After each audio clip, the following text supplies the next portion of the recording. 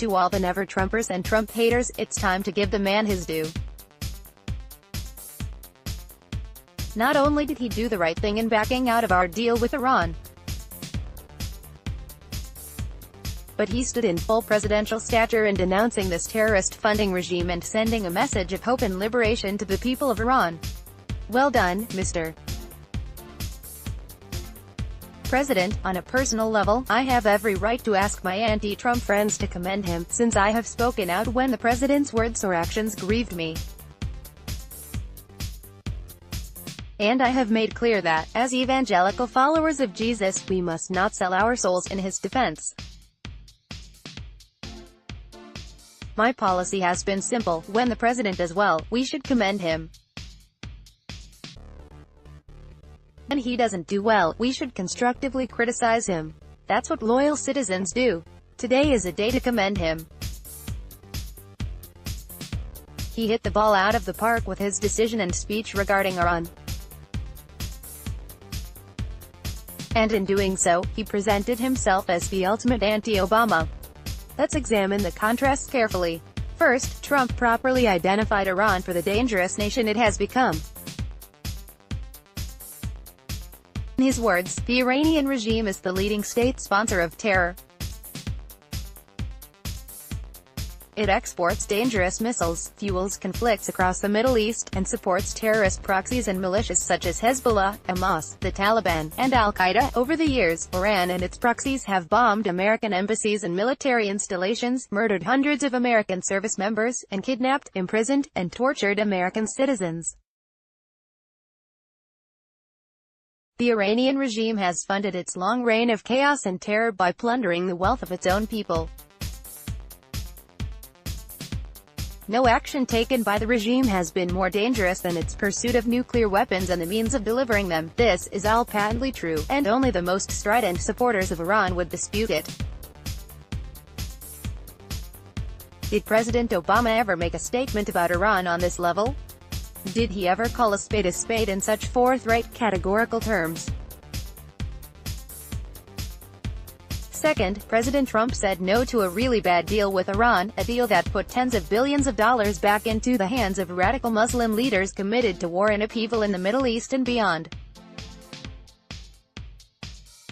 Yet it was Obama who helped get us into this mess.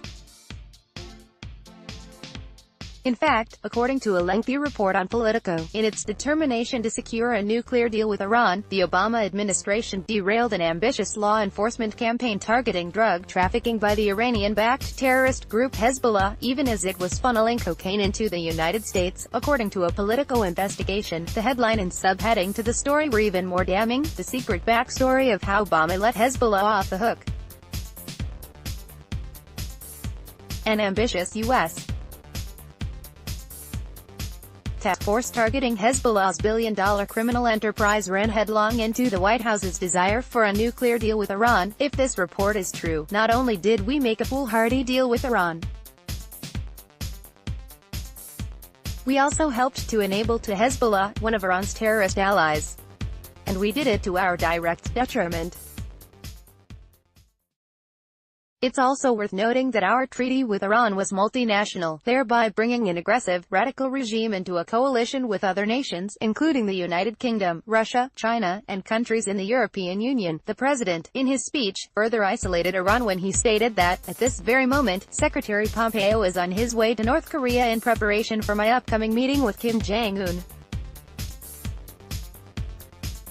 Plans are being made, relationships are building, hopefully a deal will happen, and with the help of China, South Korea, and Japan, a future of great prosperity and security can be achieved for everyone. He was saying to Iran, get with the program, and you'll have a bright future. Dig in your heels, and you'll regret it. Third, Trump told the oppressed people of Iran they had a friend here in the United States. He said, finally, I want to deliver a message to the long-suffering people of Iran. The people of America stand with you. It has now been almost 40 years since this dictatorship seized power and took a proud nation hostage. Most of Iran's 80 million citizens have sadly never known Iran that prospered in peace with its neighbors and commanded the admiration of the world. But the future of Iran belongs to its people.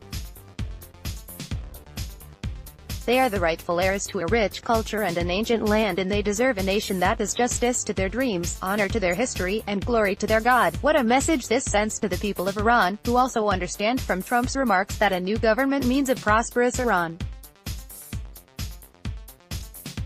This stands in stark contrast to the relatively weak support offered by President Obama during the protests of 2009.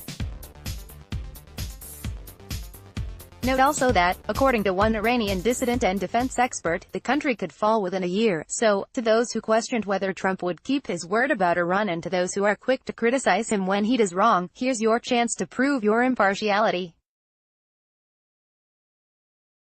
Give the man his due today, without caveat. He deserves it.